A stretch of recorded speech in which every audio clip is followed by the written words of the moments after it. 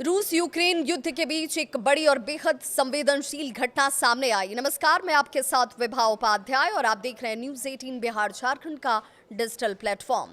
रूसी राष्ट्रपति Vladimir Putin के आधिकारिक आवास पर ड्रोन हमले का दावा किया गया। यह हमला ऐसे वक्त में हुआ जब अमेरिका में डोनाल्ड ट्रंप और यूक्रेन के राष्ट्रपति व्लादिमीर जेलेंस्की शांति वार्ता को लेकर बातचीत कर रहे थे।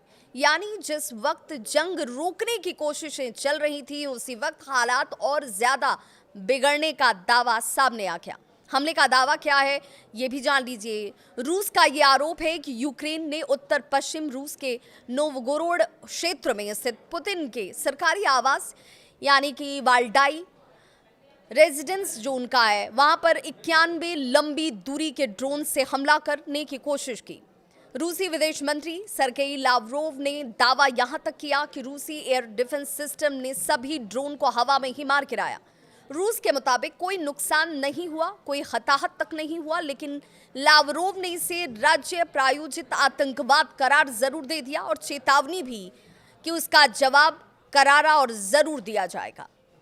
ट्रंप की तरफ से एक बड़ा रिएक्शन इस हमले के दावे के बाद आता है, जिसमें अमेरिकी राष्ट्रपति डोनाल्ड ट्रंप का बयान कहता है। उन्होंने कहा कि पुतिन ने मुझे फोन कर बताया कि उनके घर पर हमला हुआ, ये अच्छा नहीं है, इसमें मैं बहुत गुस्से में हूं।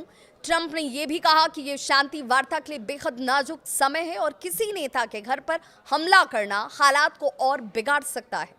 हालांकि ट्रंप ने इस बात को भी जोड़ा कि उन्हें नहीं पता कि हमला सच में हुआ है या नहीं हुआ, लेकिन पुतिन ने उन्हें इसकी जानकारी जरूर दी। व्हाइट हाउस ने इस फोन कॉल को सकारात्मक और रचनात्मक दोनों बताया। शांति वार्ता पर खतरा ये इसे कैसे माना जा रहा है, ये भी जान लीजिए। तो ये ऐसे समय में सामने आया हमला जब ट्रंप प्रशासन रूस यूक्रेन युद्ध को खत्म कराने के लेकर कोशिशें करने में जुटा हुआ है। हाल में फ्लोरिडा में डोनाल्ड ट्रंप और राष्ट्रपति जेलेंस्की की बैठक हुई थी। शांति समझौते को लेकर प्रगति की बात कही गई थी। अब पुतिन के आवास पर हमले का दावा इन वार्ताओं को पटरी से उतार भी सकता है। ट्रंप ने साफ कहा कि ऐसी हरकतों से शांति वार्ता पर असर पड़ सकता है। यूक्रेन ने आरोपों को हालांकि झूठा बताया। यूक्रेन रूस के आरोपों को पूरी तरह से खारिज कर रहा है। राष्ट्रपति व्लादिमीर जेलेंस्की ने कहा कि ये पूरी तरह से झूठ और मनगढ़ंत कहानी है। इस शांति वार्ता को नुकसान पहुंचाने और नए हमलों का बहाना बनाने की कोशिश के तौर पर इसे देखा जाना चाहिए। यूक्रेनी विदेश मंत्री ने भी कहा कि यूक्रेन केवल वैध सैन्य ठिकानों को ही निशाना बनाता है, किसी नेता के निजी या सरकारी आवास पर नहीं। आगे क्या होगा ये भी जान लीजिए। तो रूस ने साफ किया कि वो फिलहाल शांति वार्ता से पीछे नहीं हटेगा, लेकिन अपनी स्थिति और सख्त जरूर कर सकता है।